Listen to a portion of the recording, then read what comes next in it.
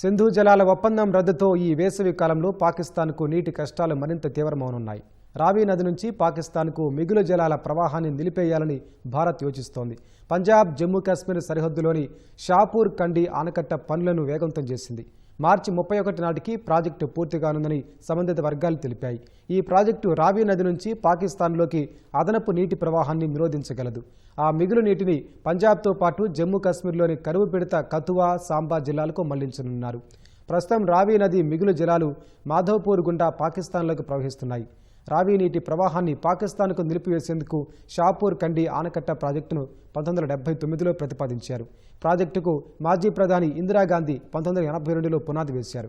అయితే పంజాబ్, జమ్మూ కాశ్మీర్ ప్రభుత్వాల మధ్య అంతర్గత తగాదాల కారణంగా నిర్మాణం ఆగిపోయింది. 2008లో ఈ ప్రాజెక్టును జాతీయ ప్రాజెక్టుగా ప్రకటించారు.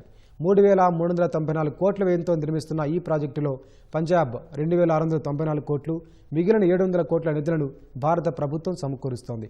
పంజాబ్లో 5,000 హెక్టార్లు, జమ్మూ కాశ్మీర్లోని కథువా, సాంబా జిల్లాల్లో 32,173 హెక్టార్లకు పైగా నీరందనుంది.